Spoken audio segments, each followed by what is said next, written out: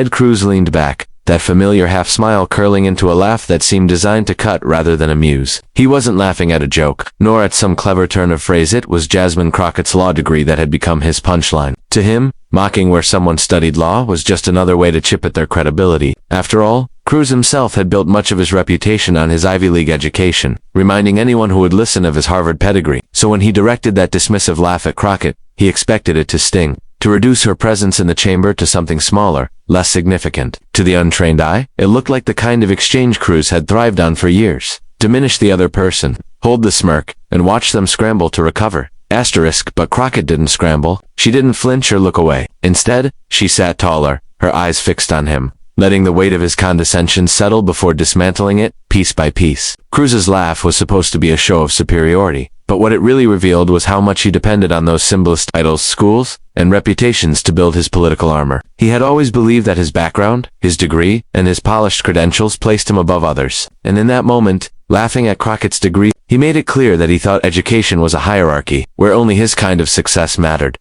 Crockett's pause before responding was calculated, and that silence alone began to shift the room. The aides sitting behind Cruz tried to hide their smirks, expecting her to stumble, but the smirks began to fade as they noticed how composed she remained, how deliberate her expression was. When she finally spoke, her voice carried no anger, no fluster. It was even, measured, and cutting in its clarity. She reminded Cruz, without raising her voice, that dismissing someone's degree wasn't a reflection of their ability, but a reflection of his obsession with image over substance. "Senator," she said slowly, "where you went to school doesn't define how well you understand the people you serve." That line landed harder than anyone anticipated. It wasn't defensive. It wasn't an attempt to argue credentials against credentials. Instead, it exposed the shallow ground on which Cruz's laughter rested. The chamber grew noticeably quieter, the kind of silence that lingers when the balance of power tilts unexpectedly. Cruz's laugh, once so sharp and mocking, now echoed back at him, sounding hollow.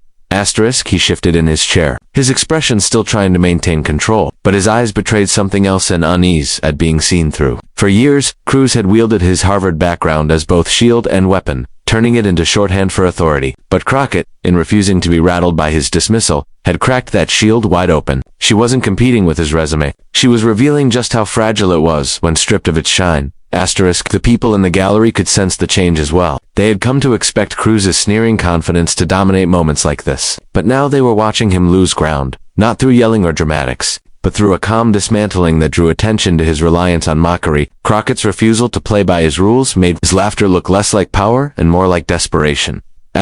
When clips of the exchange later surfaced, that moment the laugh, followed by her steady rebuttal, became emblematic of something larger. Cruz had tried to belittle her achievement, but in doing so, he had revealed just how dependent he was on tearing others down. For Crockett, her composure became her greatest weapon, and for Cruz, his laughter meant to humiliate. Instead, exposed the weakness he had tried to hide all along. The irony was impossible to ignore. The very laugh that Ted Cruz used to diminish Jasmine Crockett's law degree became the spark that highlighted how little strength there was in his own arrogance. He had expected her to shrink under the weight of his mockery, but instead, it was his reputation that began to shrink, right there in front of his colleagues, his aides, and eventually the nation watching. When Ted Cruz mocked Jasmine Crockett's law degree, his intention was clear: reduce her credibility to a punchline. Frame her as someone whose background didn't measure up to his own. His laughter carried that implication, the kind that suggested education was less about learning or serving and more about status, prestige, and the ability to flaunt connections. It was the sort of performance Cruz had repeated countless times in his career, leaning on his Harvard education like a badge of superiority. He wasn't just mocking her degree, he was mocking the notion that any path outside zone could carry equal or greater weight. But Crockett refused to let his dismissal set the tone. She leaned in, her voice calm but layered with conviction, and drew a distinction that cut deeper than any personal insult could. She reminded him that a law degree's worth isn't found in the name printed on the diploma, but in the way it's used. Cruz had used his as a launchpad into elite politics, attaching himself to causes that elevated his own profile and secured him a seat of power. Crockett, in contrast, had used hers in the trenches, standing with clients who couldn't afford expensive representation, taking on cases that others overlooked, and translating her education into real advocacy for the people he so often spoke over. The room grew still as her words settled. She didn't match his arrogance with arrogance. She didn't pit one credential against another. Instead, she flipped the measure entirely. Her law degree wasn't about prestige, She explained it was about purpose. The silent sting of that truth reverberated, because even Cruz's allies in the chamber understood the subtext. He had taken his degree and climbed upward, away from the people, while she had taken hers and moved closer to them. The comparison didn't need exaggeration. It spoke for itself. Asterisk for Cruz, it was a blow that was impossible to parry. His whole persona was built on the idea that his background made him untouchable, that his Ivy League resume gave him automatic authority in every debate. But Crockett's words stripped that away, leaving the uncomfortable reality that prestige without service was empty. His laugh, once so sharp, now sounded like the hollow ring of a man who had mistaken status for substance. The more she spoke, the more it became clear that Cruz wasn't laughing from a place of strength, but from insecurity and nervous reliance on credentials, because he couldn't point to the same kind of grounded service she had. Asterisk Crockett's contrast resonated deeply with those who were listening. Her story wasn't just about law school. It was about what you do with the education you're given. She painted a picture of nights spent preparing cases for people whose lives depended on affordable representation, of standing in courtrooms where resources were scarce, of translating legal theory into real-world defense. Cruz, in contrast, was left standing as a politician whose law degree had become more of a trophy than a tool. The juxtaposition was stark, and it made his laughter look petty, almost childish. When compared to the weight of her work, asterisk what unsettled him most was that she hadn't attacked his education outright. She hadn't said Harvard didn't matter. Instead, she had framed the issue in terms of what truly mattered, how you chose to use it. That distinction cut deeper than any insult, because it implied that his degree, however prestigious, had been squandered on ambition rather than service. It placed him in a light he couldn't escape from, because her words had reframed the conversation entirely. This wasn't about where you studied law, it was about who you chose to fight for with it. Asterisk as Crockett's words echoed. Cruz's trademark smirk faltered. He tried to interrupt, but every attempt only highlighted his discomfort. Her composure contrasted with his defensiveness, making the hierarchy he relied on crumble in real time. For years he had made a career out of sneering at opponents, belittling them with quips that played well to cameras. But this time, the cameras caught something different. A senator exposed for leaning too heavily on his image, while being quietly dismantled by someone who measured success in service, not accolades.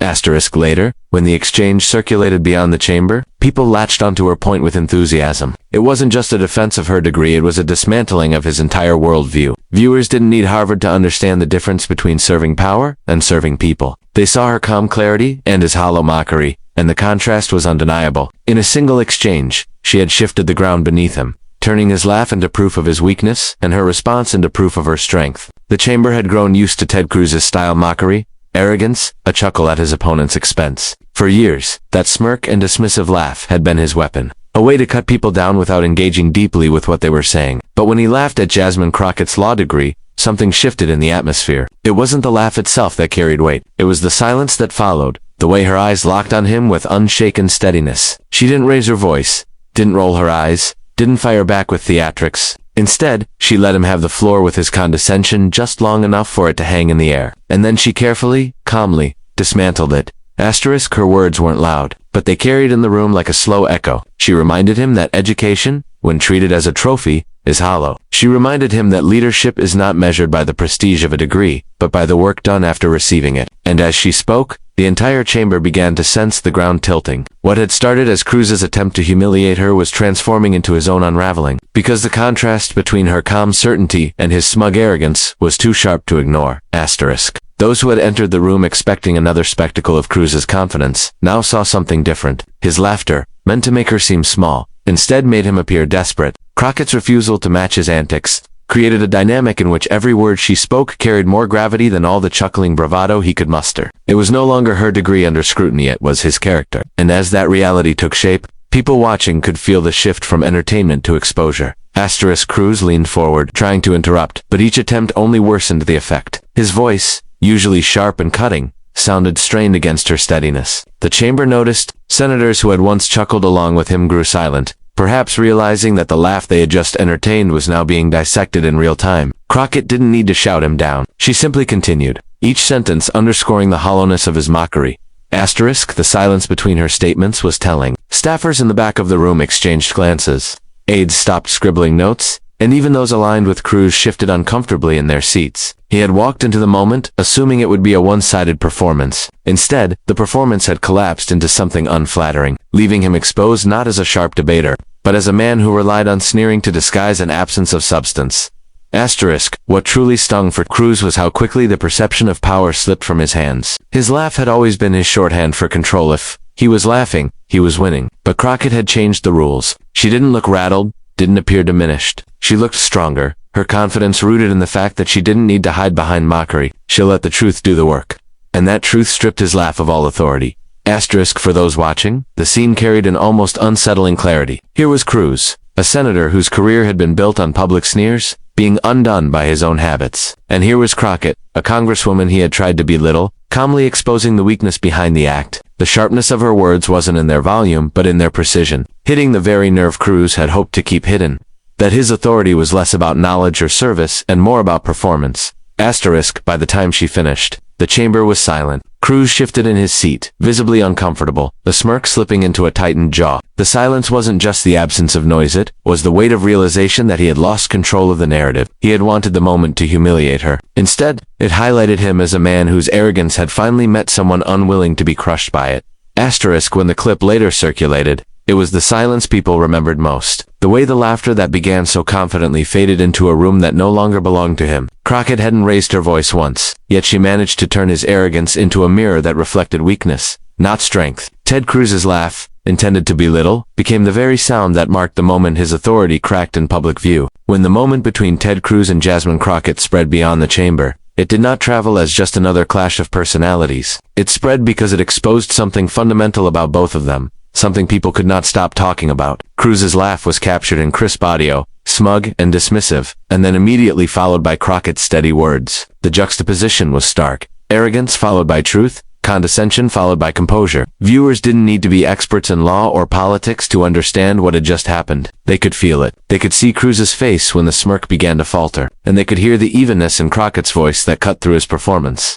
Asterisk in a media landscape saturated with noise. This clip stood out precisely because it wasn't loud. Crockett didn't yell. She didn't match his laughter with fire. Instead, she stood her ground and redirected the insult into a deeper reflection on purpose. That was what made the exchange unforgettably. It carried the weight of a quiet truth that didn't need dramatics to resonate. People replayed it not because of Cruz's laugh alone, but because her response revealed everything wrong with his approach. He had mocked her credentials, but in doing so, he highlighted the emptiness of his own reliance on image and status. Asterisk, the aftermath for Cruz was immediate and uncomfortable. The laugh that once symbolized his control became shorthand for arrogance. Commentators on both sides dissected the moment, and for once, even some of his allies struggled to spin it in his favor. He had looked less like a skilled senator, and more like a man whose authority depended on sneering at others. The response Crockett gave turned into a talking point that followed him into interviews, debates, and public appearances. Reporters began asking whether his Ivy League background had made him out of touch with ordinary Americans. Each time the question came up, the image of him laughing at her degree resurfaced, making it impossible to separate his arrogance from his public persona.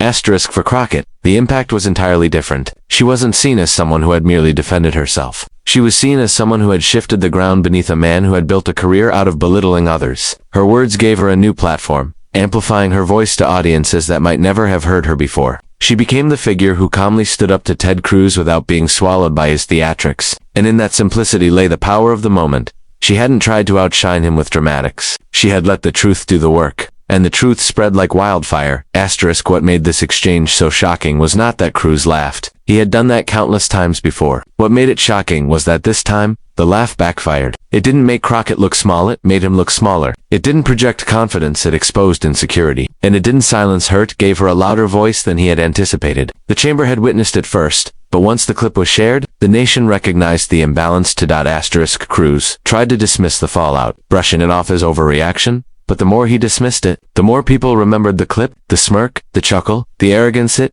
all contrasted too sharply with her poise. No press release or interview could undo the damage of people seeing the exchange with their own eyes. His laugh had carried him for years, a weapon he used to turn serious debate into theater. But this time, it had become his undoing. Asterisk, Jasmine Crockett hadn't gone looking for the moment that would unravel Ted Cruz's carefully constructed image. But when it came, she handled it with a steadiness that ensured it stuck. His laugh may have been loud, but her response was lasting. And in the end, it was her words, not his laughter, that defined the story and marked the moment his grip on authority began to slip. When the clip of Ted Cruz laughing at Jasmine Crockett's law degree first hit the airwaves, it seemed like just another moment in Washington theater. Cruz had mocked, Crockett had responded, and those who followed politics closely assumed it would fade into the endless churn of daily controversies. But this one didn't fade. The contrast between his smug chuckle and her poised response was too sharp, too revealing. Viewers shared it across platforms, dissecting the body language, the tone, and the meaning beneath the exchange. For Cruz, the laughter that had always been his shield now became the very thing used against him, replayed again and again as a symbol of arrogance unraveling. What spread so quickly wasn't just the sound of his laugh, but the silence that followed her words. Crockett's measured reminder that degrees matter less than how they're used landed with an authenticity people weren't used to seeing in these confrontations. She hadn't raised her voice, hadn't fallen into dramatic gestures. She had simply told the truth in a way that left his smirk exposed for what it was. The public saw something Cruz didn't expect them to see. A senator so reliant on credentials and mockery that he looked unsteady when faced with someone who didn't bow to either asterisk. Commentators began to frame it as a turning point. It wasn't that Crockett had embarrassed him in some theatrical sense. It was that she had done something more damaging. She had reframed him. For years, Cruz had cultivated the image of the clever debater, the sharp legal mind who could always outmaneuver opponents. But in that moment, people saw not cleverness but condescension, not sharpness but insecurity. Crockett, by contrast, came across as grounded, focused, and unwilling to let prestige define her worth. That contrast traveled further than the chamber, reaching audiences who rarely paid attention to such hearings.